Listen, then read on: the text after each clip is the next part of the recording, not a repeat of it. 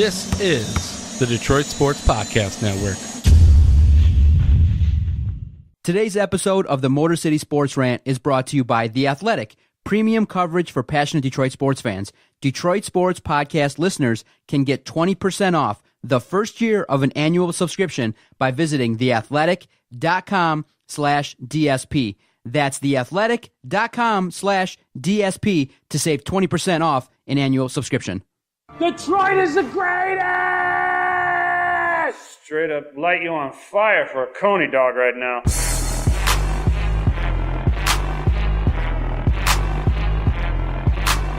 Darren McCarty comes back with Neiman in front of him. McCarty draws. McCarty in. McCarty scores! A magnificent goal! Darren McCarty!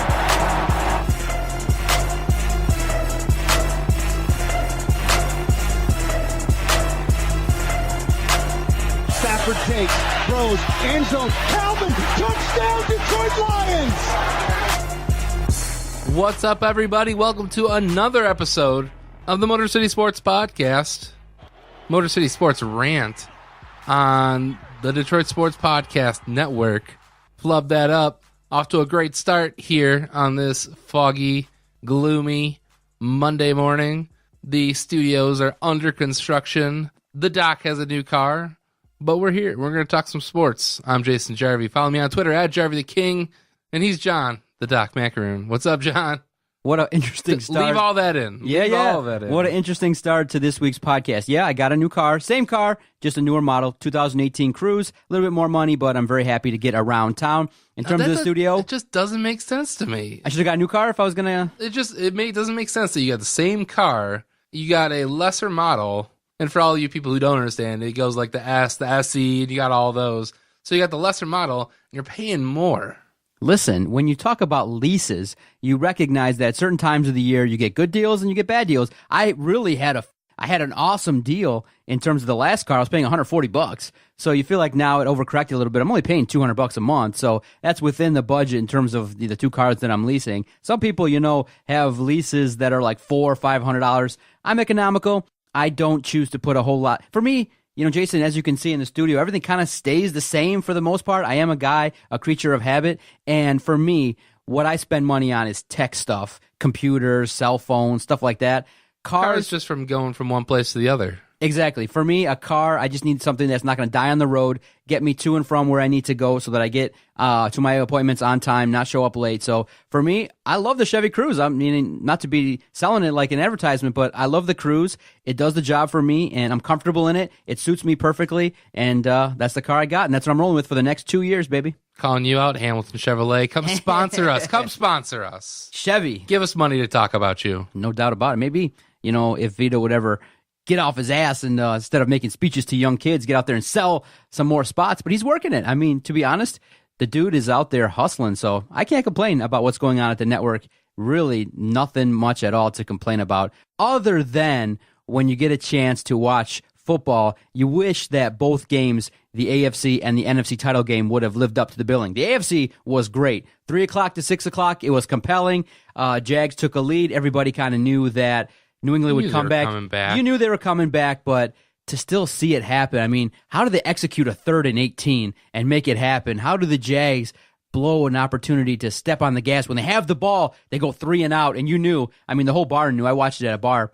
The whole bar knew Tom Brady's going to handle his business. And yet again, you see how the Patriots do it, and you just can't explain it. I mean, it's just a system in place that's conducive to winning, and it's conducive to the point where your best player, your best offensive weapon goes down. Gronk is out with a concussion again, and they just keep rolling. They score 2 touchdowns late in the fourth quarter. They take over, and they handle their business.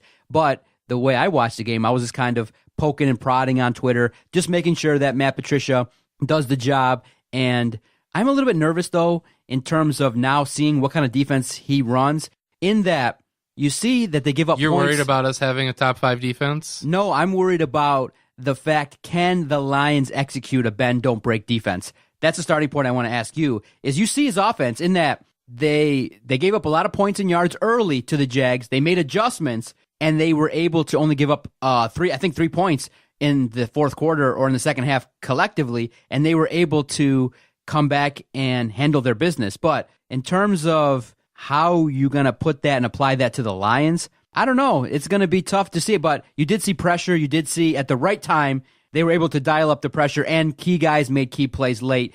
That fourth down play late where I think Gilmore swats the ball away and doesn't allow that first down to take place was awesome. And you saw that he calls on people to make key plays, and they do it.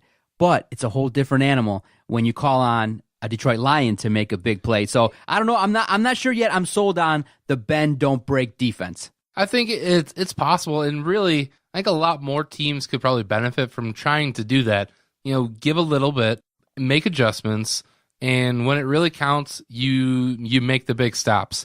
Because you look at that Patriot defense, and I think we probably have just about as good players on our team that they do. We may actually have more stars than they do on their defense at this point, because their starting defensive line, I got a list of their of who they started out, who they trotted out: Eric Lee, Lawrence Guy, Malcolm Brown, and Trey Flowers.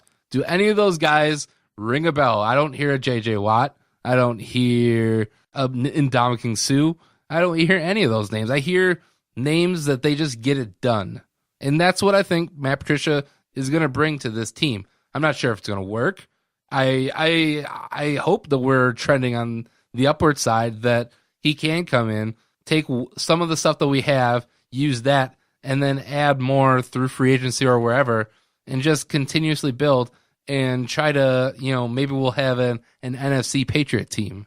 Okay, so you got a chance to watch during the season, and many people initially were shocked that the Patriots defense was so bad earlier in the season. Many people had said, whoa, this totally looks different. How much credit do you give Patricia for that defense? Because at the same time, the wizard, Bill Belichick, is the guy that is best known for being a solid head coach. He's known for drawing up schemes and being able to really outthink another coach. Do you give Matt Patricia credit for being a wizard, or do you say, you know what, he's also benefiting from working with Bill Belichick, and that mind, that defensive mind, is also a key reason why this Patriots defense has been that successful and on the verge of another Super Bowl win? I do got to say Matt Patricia seems a little bit like a wizard, because just like I listed all those guys, throw in Kyle Van Noy, who's a throwaway Lion player, that even though they started out bad and it looked like it might have been the end of an era there for the Patriots, they still ended up, I think, in the top 10 overall in defenses and points allowed. It's not all Belichick. He isn't in there every single day just focusing on the defense. And it's not like they also went out and made any crazy trades and got some really great defensive players. They did it with what they had. And I think what it was, they had a young team and they were trying to find the right positions, and they finally found that, the magic mix.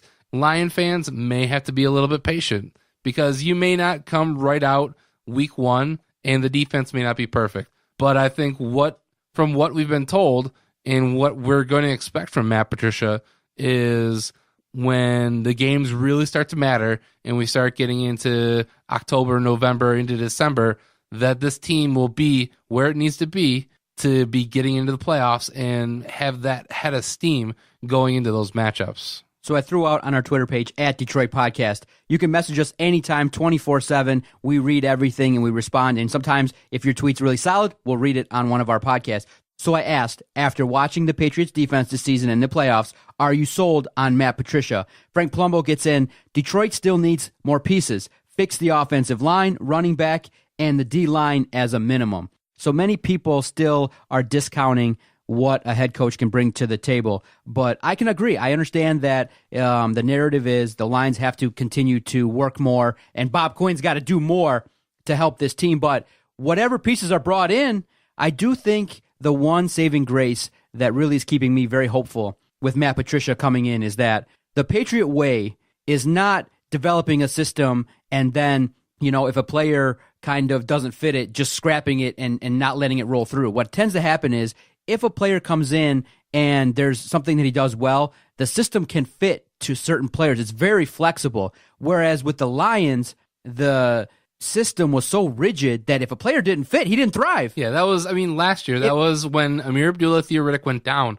Our season was done because we had zero running game. And I mean, we don't have zero running game anyways, but we had no threat out of the backfield, which was essentially our run game. So when you're trying to do that with Zach Zenner and Dwayne Washington, you're not going to succeed. Exactly. And so their system is so flexible that a Kyle Van Noy is making plays, that you bring in a lot of these aged veterans and they come in, plug and play, and they're making plays for the New England Patriots. And I'd love to see that for the Detroit Lions because they seem to be plagued by a rash of injuries. So if Matt Patricia can come in here and bring in a system and implement it where other guys can come in and you can go plug and play, I've said that for years. I'm liking seeing strong defensive teams come in and handle their business. And people will say, look, in order to have success, look at the Eagles and look at the New England Patriots. Solid defenses, both have really complete teams, and they're able to adjust and make plays and do things even though there might not be a lot of talent across the board, a lot of superstar talent across both teams, but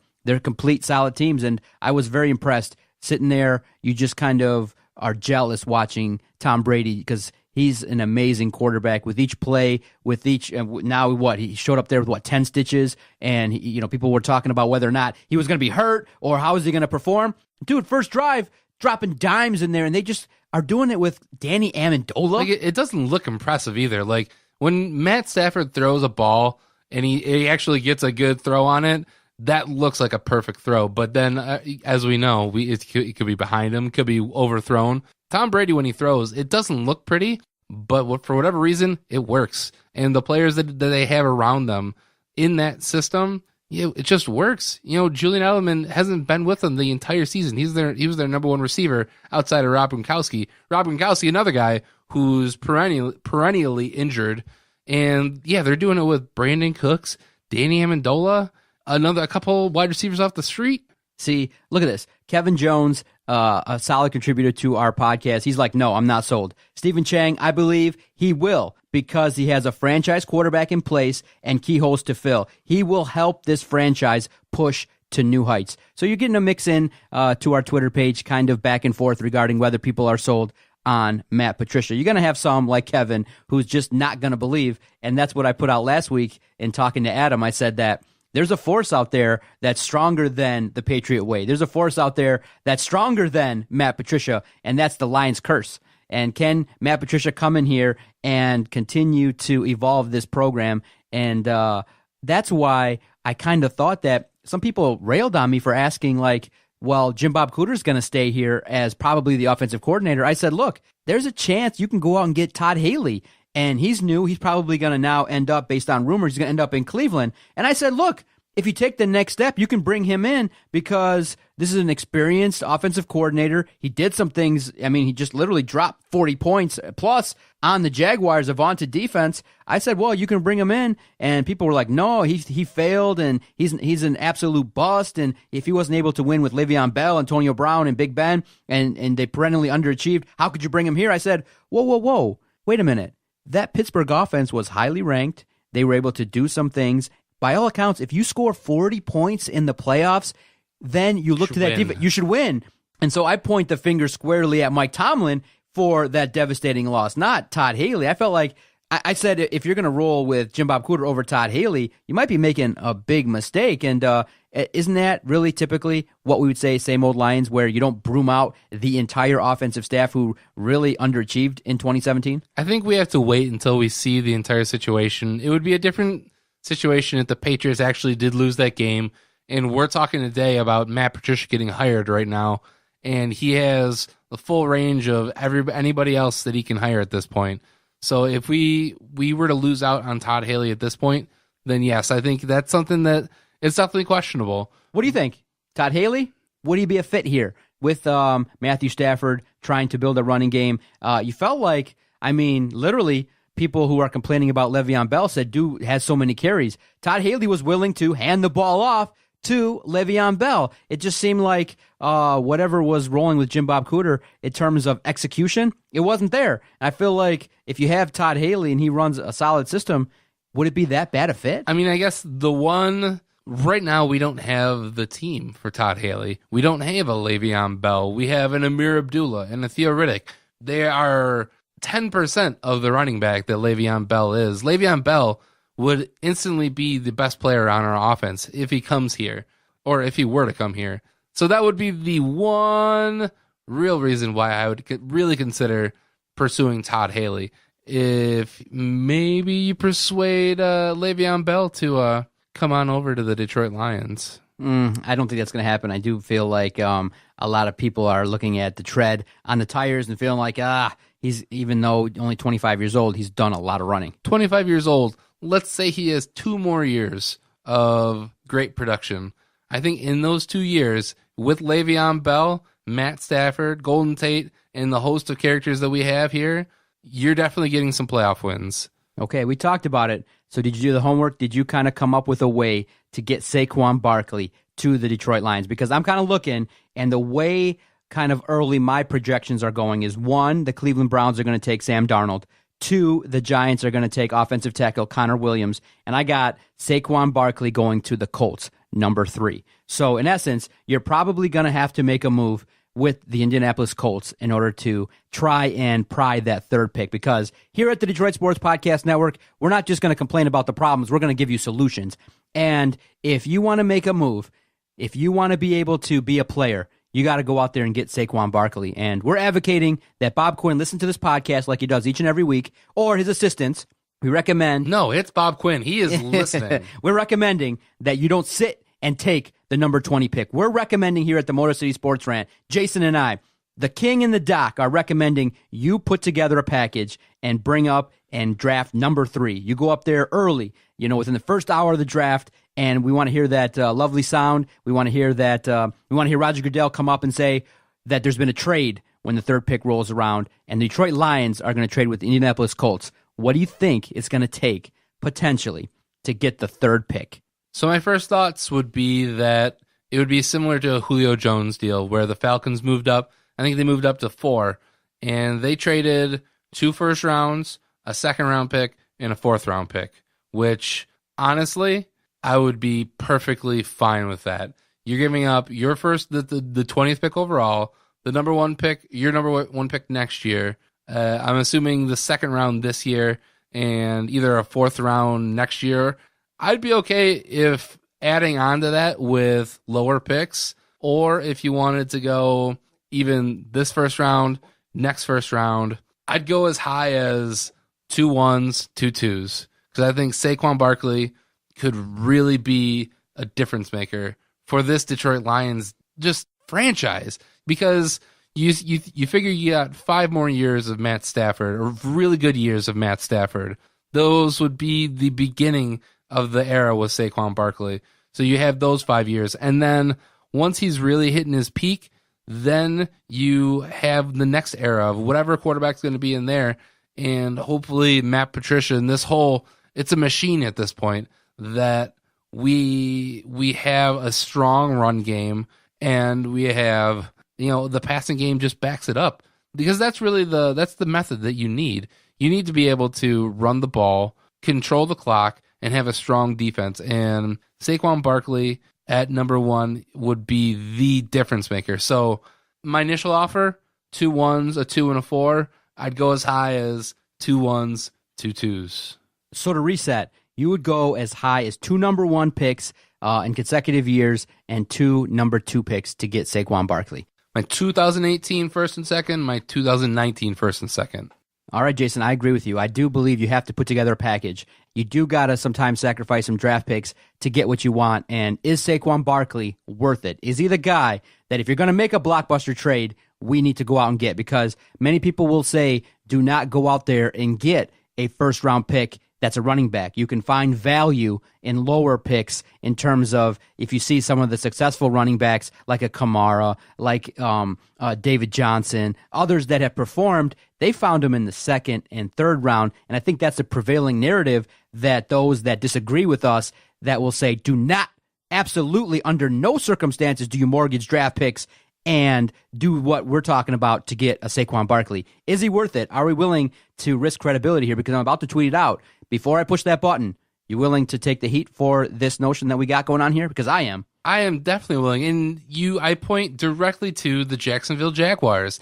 That team is nowhere without Leonard Fournette. And, they sucked and they got that high pick and they took Leonard Fournette without having to mortgage draft picks. But you see what that player did to that team. They've had a string of, bad seasons, so it definitely helped that they had a player like Jalen Ramsey, players like Miles Jack on their team from subsequent drafts. But Leonard Fournette was the linchpin on that Jacksonville Jaguars. He would have been the reason I think the Jaguars would have won that game yesterday. If they would have kept feeding the ball to Leonard Fournette, I think he would have prevailed.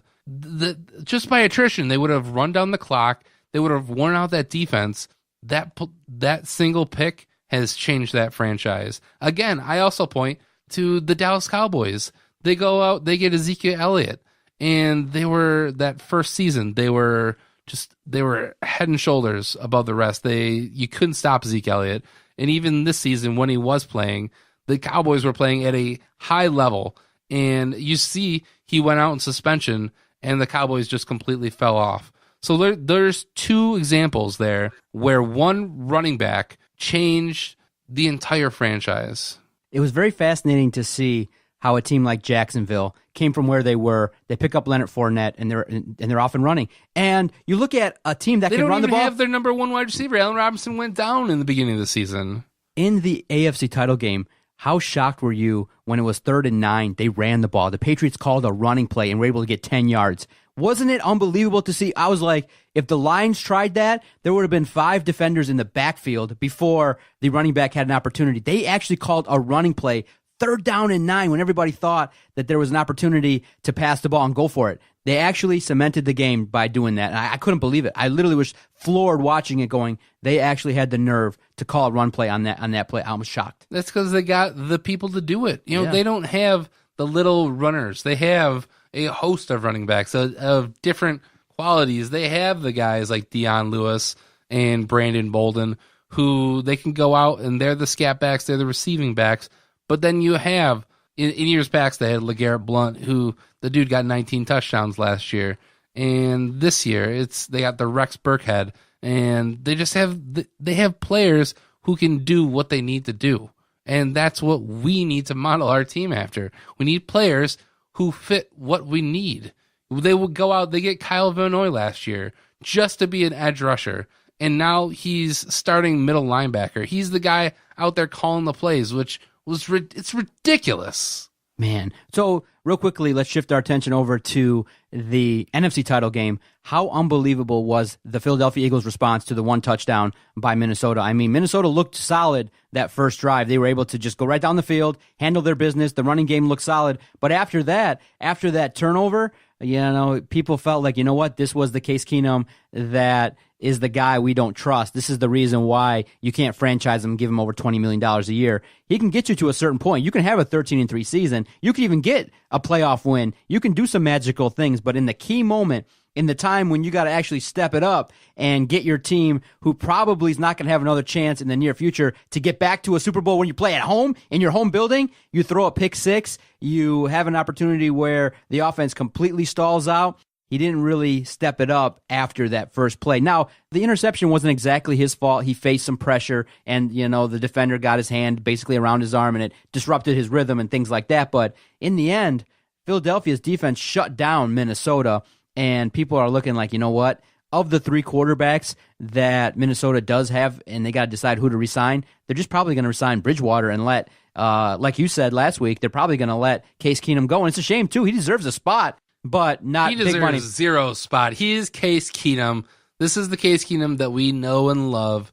And it's just for shame, Vikings. Mm-hmm. Going into this game, I didn't really know how I wanted. I didn't really care, Vikings or Eagles. I didn't like either team. But once I didn't get to watch the game because I had to work, but I flipped open my score center, and I was assuming it to be a close game. I'm like, okay, what's it going to be? And I see 31-7 Eagles. And I decided at that point, yep, that's how I wanted it to be. I wanted the Vikings just to get murdered. And that's what they did. They got murdered by the Eagles. What happened to your entire team? This offense that came out of nowhere with Case Keenum and guys like Stephon Diggs and Adam Thielen, it's smoke and mirrors. It's smoke and mirrors up there in Minneapolis. I'm sure that their defense is much better than the way they played yesterday, but how can you let Nick Foles do this to you? He balled out, dude. He had over 125 quarterback rating. I mean, he was absolutely solid. He was flinging the ball. That flea flicker was executed well. He was reading the defense properly. And you got to remember, too, that's what we're trying to look for here in Detroit is build a complete team where if a Matthew Stafford goes down in the season, then maybe a Jake Rudock can come in and just plug and play and make some throws. That's what we're trying to build here. Everybody knows if Stafford goes down in 2018 at this point in time, prior to the draft and free agency, everybody knows if Stafford goes down, forget the season's lost. But that's what the Lions are trying to build. They're trying to build a team where you can have a system in place where you don't actually necessarily have to have the quarterback be the shining star. That's ideally what is going on in the NFL is you want to build a team with a running back, with a line, with the ability to stop the run, with the ability in the secondary to put some pressure and stop some teams. You want to be able to build a team. Whereas if Stafford goes down, we're all not panicking going, the season's over. And that's what they're trying to do. And that's why I sit here and rail on the Lions for paying Stafford $27 million because Deadspin did a great article. Just when you survey the landscape, they came up with the thesis, and it's very true. You either have the great quarterback or you have the great team, and very few have both. Very few are able to pay a quarterback $27 million and then surround him with enough talent to be able to move forward. So they, in essence, have spewed and reported what I've said for years in that I wanted to build a defensive team. I wanted to build a complete team with a quarterback that doesn't have to be Matthew Stafford. You didn't need a Ferrari. You could have just kind of went with an F-150, a solid quarterback to get you where you need to go. I would have been happy looking like either the Vikings or looking like the Philadelphia Eagles in the NFC. The Eagles, look what they're doing. Jim Schwartz, remember him? He's leading that defense, that defensive charge, and he was able to take that team to the Super Bowl. Jim Schwartz. So that's what I'm looking for in Matt Patricia, and that's what I'm looking for in the Detroit Lions is to go out there and build a team. Build a team, and then you got the guy maybe in Matthew Stafford to go out there and make the key throws late. You hope.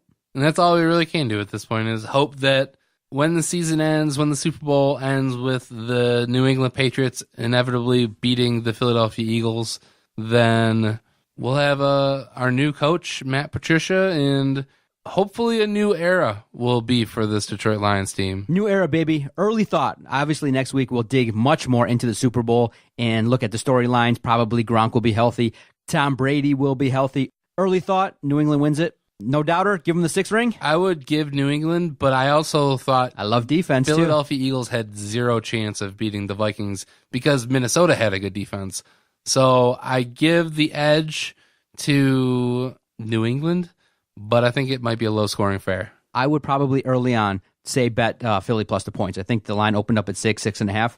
Early odds. Oh, yeah. I think it's going to be a close game. I think I would take Philly in the points because definitely. this is not a standard New England team, and obviously based on last year, Philadelphia has to go in with the mindset of look, we got to play 60 minutes plus maybe in order to win the Super Bowl. Even if we have a 35-point lead at any point in time in this game, Tom Brady is a magician. He can come back, so you got to be able to handle your business and stomp on the New England Patriots if you have that chance. Absolutely. 60-minute game, and I don't know if a team can execute that against Bill Belichick. 2 weeks to prepare? The only way the Eagles, I think, have a chance is if they get out to an early lead and then continue it.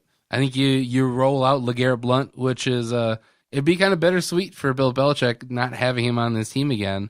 But you're going to you control the clock in the second quarter or in the second half, and not let Tom Brady do what he did to the Falcons last year.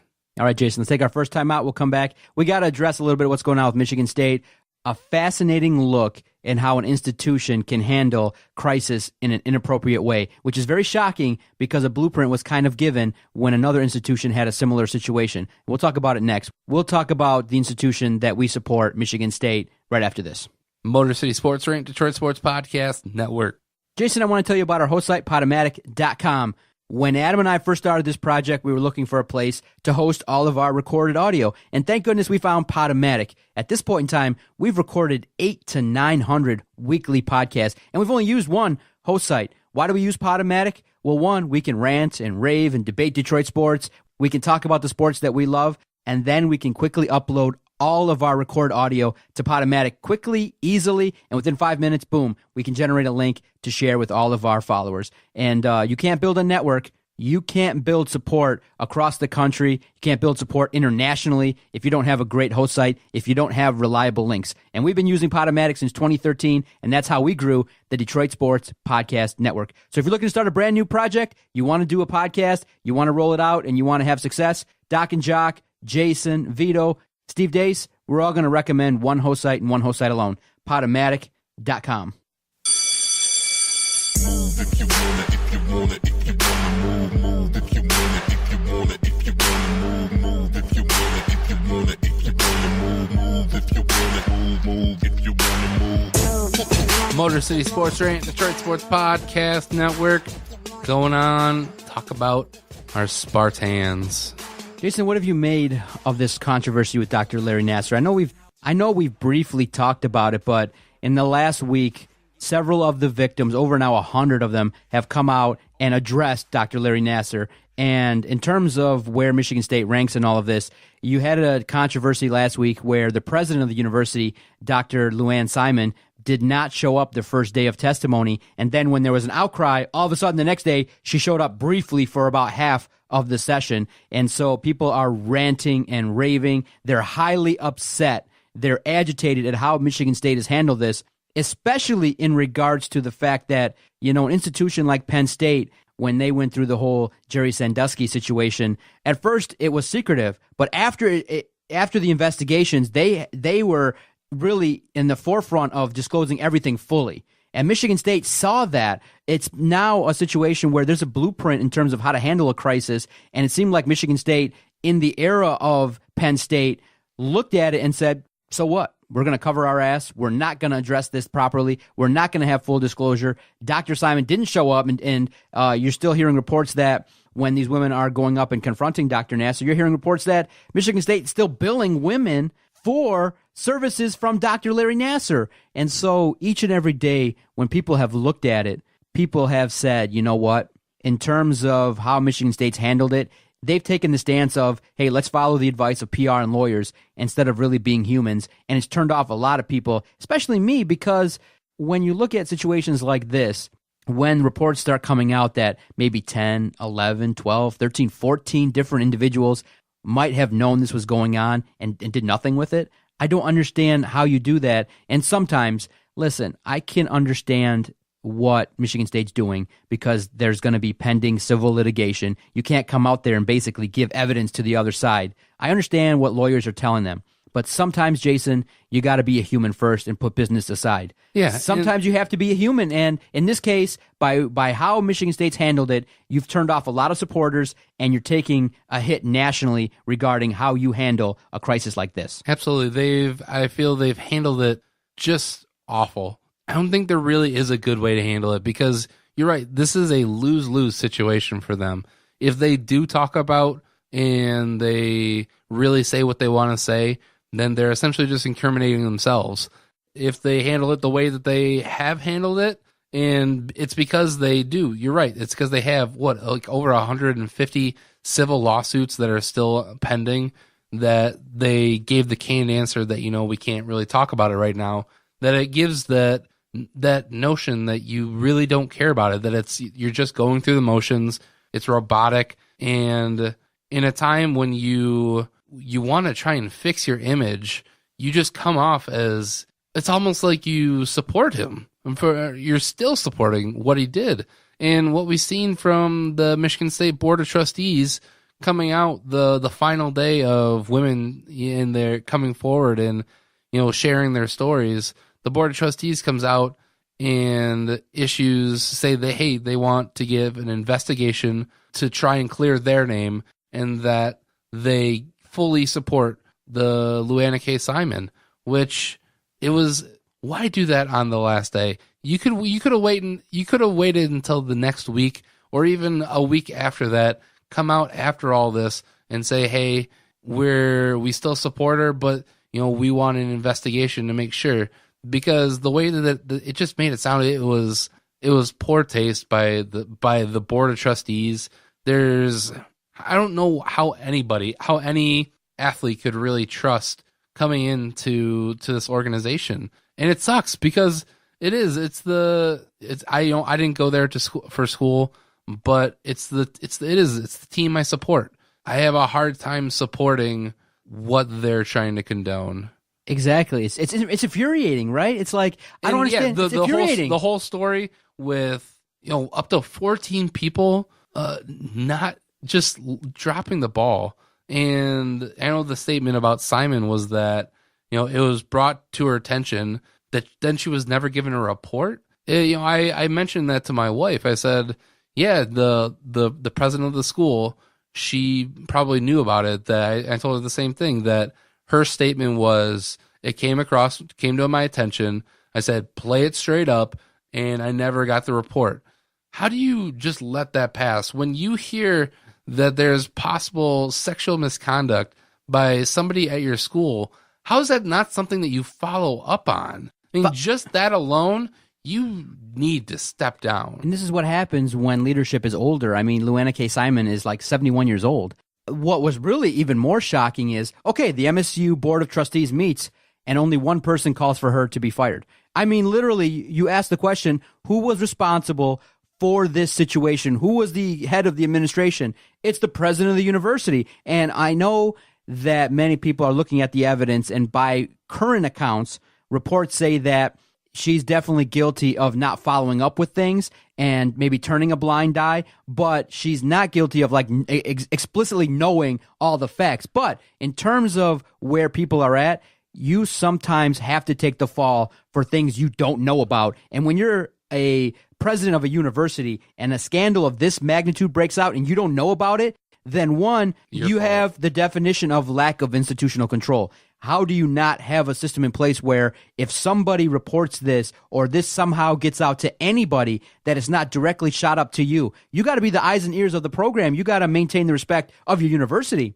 It's not a job where you say, you can sit and go with the whole plausible deniability thing. Oh, I didn't know. No, unfortunately, if that's what's going on in your organization and you don't know about it, that's a sign that you have no clue what's going on, and this can happen again in the future. And in a more severe case, how do you let this man abuse over 150 people and not allow anybody to report it or follow up with it? You could have stopped it after, unfortunately, just a few patients. So for that alone, everybody, I think here probably, I think we're in agreement that Luana K. Simon needs to go. And then we got to talk about Tom Izzo's response. I truly believe he obviously has a pulse of what's being said on social media, even though he doesn't have accounts. He knew that, what he said on Friday was disastrous. If you don't know, he kind of, a couple points that people critiqued him for was he said, I'm not exactly sure if the proper individual was convicted, and his statement led a bunch of people to say, are you stupid? Are you a moron? How do you support the president? How do you phrase it in that way? It infuriated the victims, and he was forced to say, look, I made a mistake in how I said it, but I truly believe if Tom Izzo's statements and his beliefs are to support Dr. Simon, then he probably should have just went with no comment. I felt like his statement, he should just went with no comment and take the heat. And that's what he should. He puts himself in a bad position. And I think if this was an off season, that he probably would have had a better pulse. But I'm not making an excuse for him, but they're in the middle of their season. He's probably not as focused on everything else that's going on around him. He's trying to focus on getting his team ready. But to come out and just basically blindly support somebody who turned a blind eye to, shame on Michigan State. It is.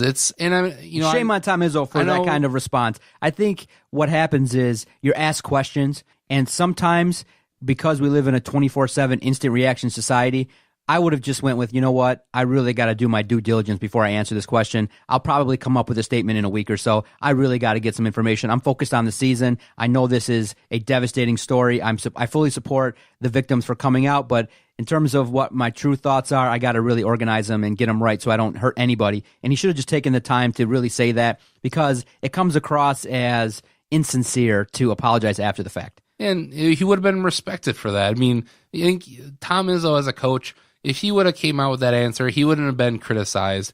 I think people would have understood that, and he wouldn't have had to deal with that. And I know you mentioned the Penn State scandal and the comparisons people are drawing to this. I think Mike Valenti said it best, is that there is no this, you were worse, or, you know, what we did was worse. Both things are awful, and they're equally awful. They are different, definitely, because Penn State was at least this far, it was knowingly covered up. And as far as we know right now, there hasn't been knowingly covered up for Michigan State. Both things are awful. They are different.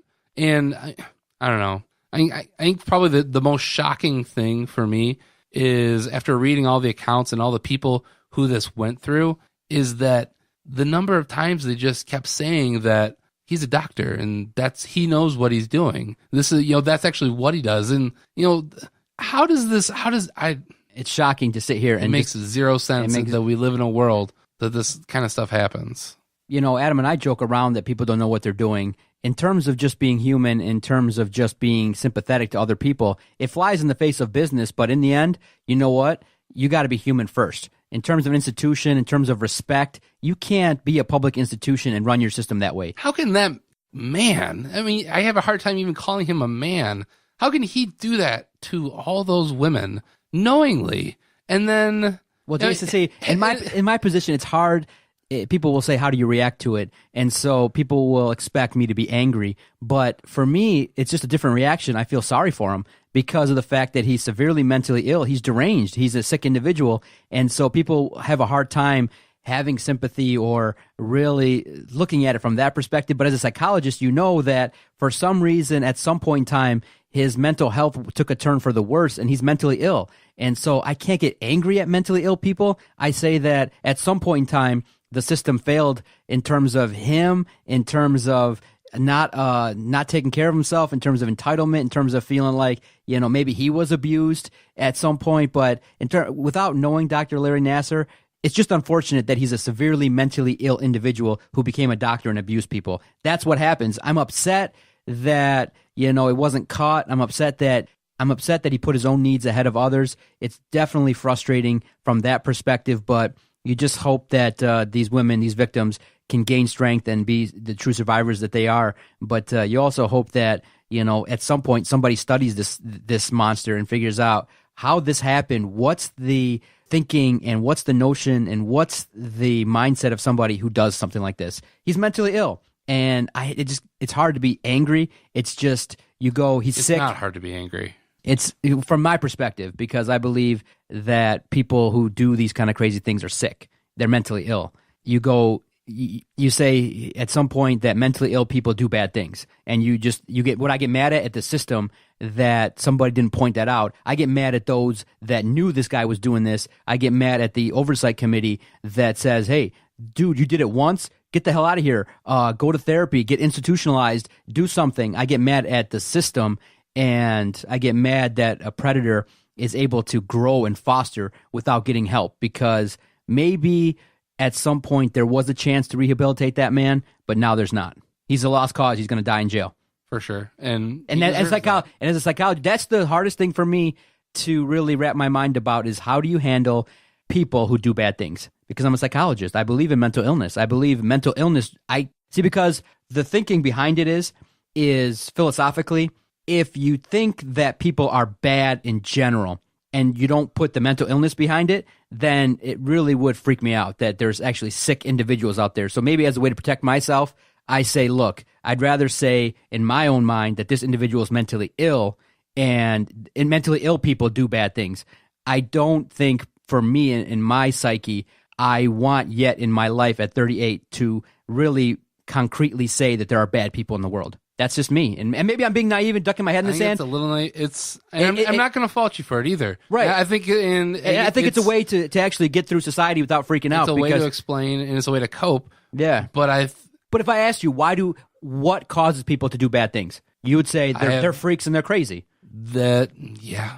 See, I'd say they're mentally ill, and I think that's a little bit. I don't think you can't. And we're going way off topic. But wouldn't you think though that he's mentally ill? Dr. Larry Nassar's mentally ill. But is every single mass murderer mentally ill? Mm-hmm. Yeah, they are. They're mentally ill. They were traumatized. A lot of them have been traumatized, come from abusive homes. I don't believe, basically in essence, I don't believe that criminals are created. That at the same time, there's social factors that can cause somebody to become a serial killer. trauma, abuse, bad parenting, and all that. And listen, I know we got into a heavy subject. I want to end, though, on a funny note. Tell everybody how you got mistaken for potentially the next head coach, Matt Patricia. Yeah, I was out in Rochester, the Auburn Hills area. I was at your stomping grounds, the Arena, and I was watching one of my coworkers, Shay from 105 on the Bounce. She coaches a girls basketball team, and I was just sitting there. I had just a plain red shirt on. I had my Lions hat backwards. I was having kind of just a lazy day, and dude across the aisle is like, Patricia. And I was like, yeah, I wish.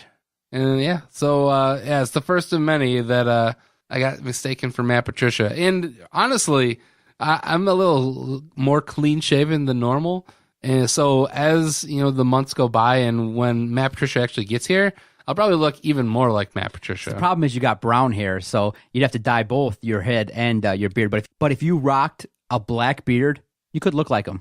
Pencil in the ear, hat wear backwards, black beard, grow it out just a little bit more. You kind of spitting image. Not gonna lie. I'll be doing snow angels on the turf when the Lions win the Super Bowl, right? Yeah, no doubt about it. All right, Jason, let's end this podcast. A great recording. Unfortunately, we had to talk about the tough thing with Michigan State, but I do believe we had to. It's to ignore it is to. Yeah, all you got to say is you hope that other institutions, you hope that we don't have to hear about institutional blindness, and you don't hear about 15 people not sharing. If something bad happens, report it. Serious. You see something, report it. See something that's out of the blue, that's unusual, that's potentially abusive, say something. And that, as a country, is something we got to always tell people is if you see something out of the ordinary, say something. Tell somebody that abuse is taking place. And hopefully that these ladies able to come forward and tell their story, that they can finally move on and that they can start a healing process, that they can never forget, but that they can grow and they can start to just live again.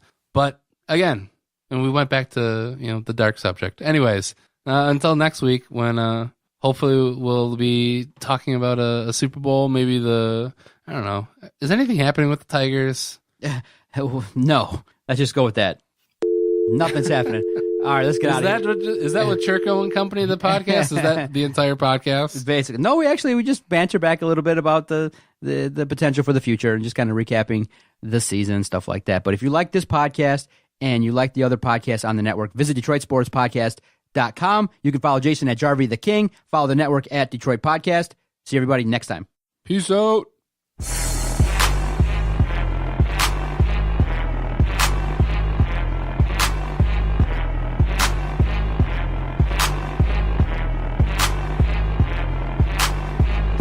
Okay, nice idiot. You. Bye-bye.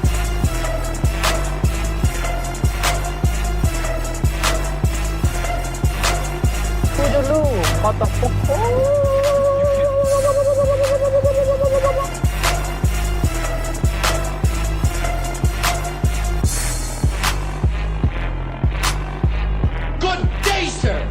I said good day.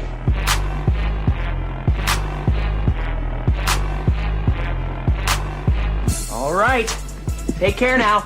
Bye-bye then. Loser.